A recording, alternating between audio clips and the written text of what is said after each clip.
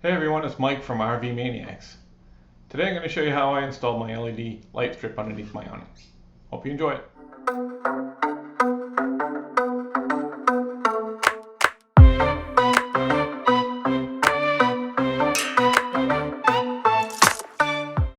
Maybe you've seen these little kits on eBay or Amazon. Basically it's a 16-foot LED strip, a remote control, and a little controller. They're about, I don't know, 12, 13 bucks. And saw one guy do a video on installing one of these on his RV, and I thought I'd give it a try. What I didn't like though is this little controller box and trying to deal with that and seal it up and zip tie it to something. So for $5 more, you can basically get a different controller and remote. So this little controller is much smaller and plugs right in the same way the other one does. And this one's going to be a lot easier to seal up and conceal. So my plan is I'm going to take and replace the porch light, one by the door underneath the awning, with one with a switch on it. So that when I turn on the switch inside, I can control whether this light's on or not. And then I'll take an old DC plug that I cut the end off. There's the end. This is a non-functioning one. And I'll wire that into the light and then just plug that in and then seal it all up. And I'm not going to trust the sticky tape on the back of the LED strip. I've got some 3M half-inch double stick for vehicles, and I'll run that down underneath the awning. So let's have a go at it. This is our 281 bullet ultralight bunkhouse. And so here's the light we're going to replace and put one on with a switch, and we'll run that rope light or LED strip right up underneath that awning in that flat spot up in there, you can see hopefully. And then I'll figure out some way to run that black wire up and over to where the control is going to be. Alright, and here's my tow rig, is my Tundra. Got our stuff all assembled. Got a couple extra pieces I'm going to need. Got some sealant to seal around the light when I'm done. And I got the remote here, so let's get going. We'll start with swapping that light out. Alright, so we got that orange cover off and backed off a couple screws, and I'm going to have to pry this off. It's got some sealant around the top, and I'll see if I can get a small screwdriver in behind there and just kind of pry it off gently. Okay, so that came off pretty easy. Just put a little screwdriver underneath and pried it right off. Got some wires. I'm going to have to cut the wires because you get these crimp-on connectors, so I'll get some screw type connectors, and I'll clean up this sealant with a razor blade and get that off there, and I'll put some clear stuff on after I put the light on. Alright, so I've got that all disconnected now, and I got it all cleaned up. Used a little WD-40 on a paper towel to take off the rest of the residue after I shaved it off with a razor blade. And so I got the wire stripped back a little bit, and I tested out my cabling, and that's all good. Just to get the polarity on the DC plug right. So here's what we got going on with this thing here. This is a plastic housing, and then there's a metal backing on it. And looking at it, I didn't want to, cut a notch in the edge there where it meets the trailer, because I want water to run down inside of that, even if I do have some caulking around it. I think what I'm going to do is I'm going to drill a small hole kind of in the top, maybe an inch in on the top, and then I can I can seal around that, and that way water, as it runs down the side of the trailer after a rain, won't be able to get into a little crack in the top there. So that's my plan. I'm gonna drill it, and we'll go from there. Okay, so here's what I ended up doing. Running that, drilling a little hole just big enough to get that wire through.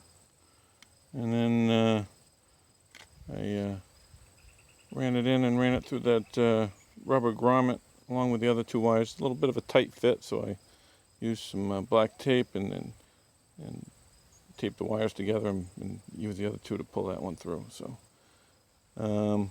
I've already sort of figured the length I need, because I need to go from about that hole over to the top underneath, just outside the awning there. So I'm going to fasten that controller up underneath that channel. So I've got about the right amount. It's kind of hard to judge cable length without this mounted up there, but I've got to get it all sort of wire tied and screwed up on there before I can really do anything anyway. So it's kind of a guesstimate, and we'll see if I get over there. I might have to loop the wire back on itself a couple times.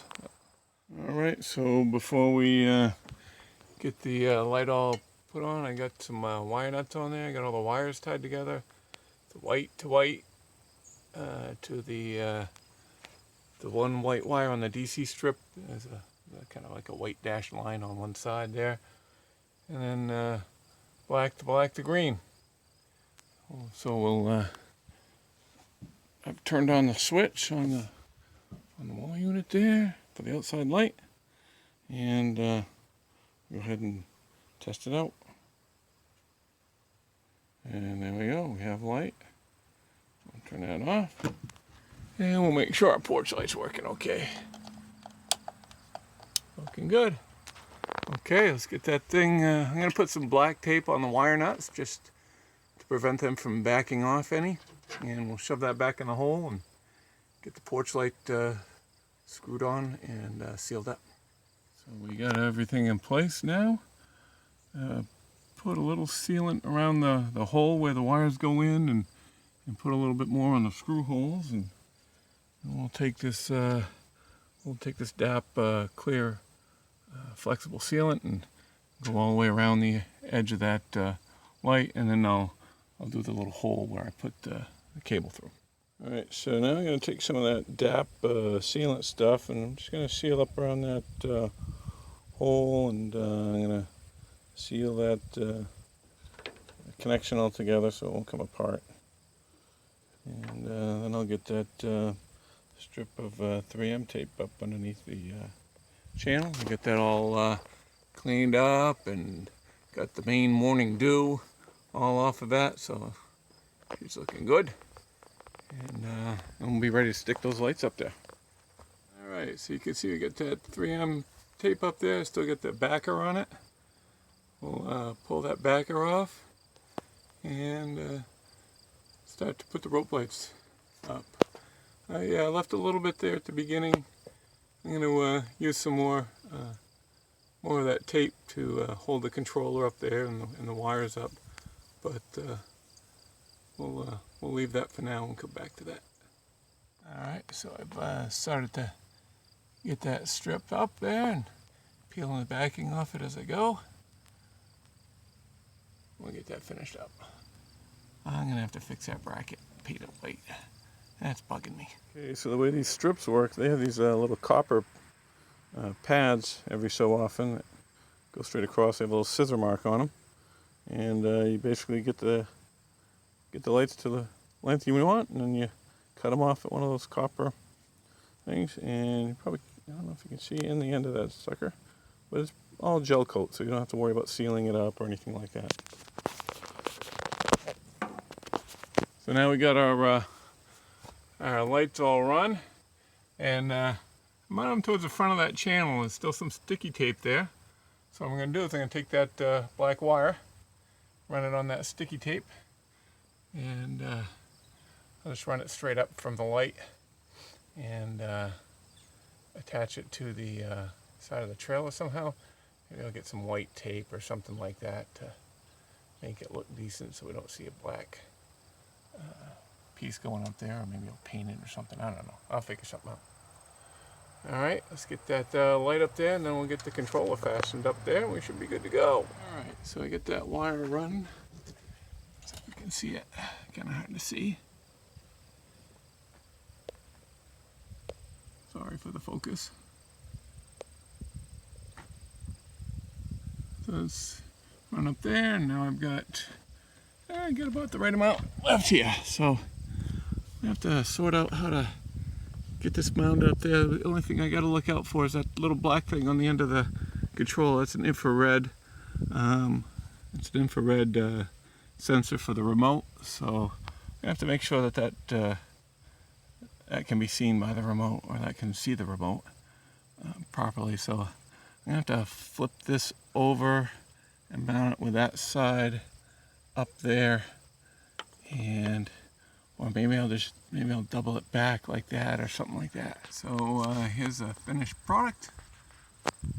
Bit of a hot mess with some sealing up there. I went sealant crazy and put some double stick tape up there to hold the wires up, and then double that controller back on itself to get that infrared receiver so I could see it. And yeah, I guess it'll look okay. It's far enough off the ground. A lot of people can't see it. And we'll come down. I'll do something about that wire. But that's all sealed up. Lights on. So let's give her a test. Go in the RV. Light switch is on. Okay. And light's working fine. And let's get the little remote. Yeah, I gotta see the infrared. Hey, blue lights. We'll do some beauty shots tonight for the video. All right. Hopefully y'all have liked this so far. Like I said, we'll get some nice, pretty nighttime pictures tonight. So we've got the porch light on. I'm gonna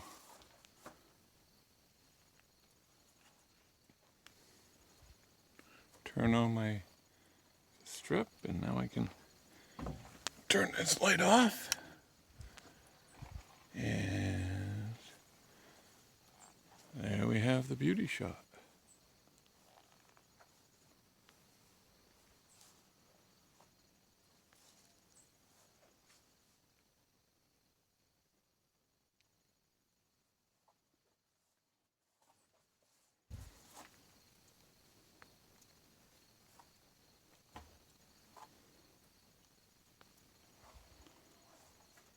You can get all kind of crazy.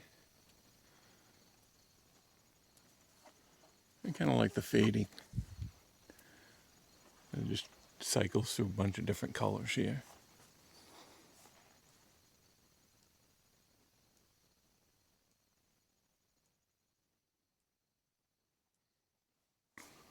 Or you can kind of lock it down to one particular color.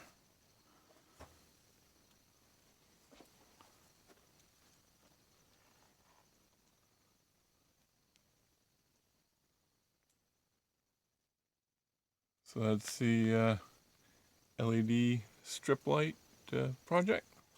Hope you like it. Click on subscribe and check out links for the products in the video. Thank you.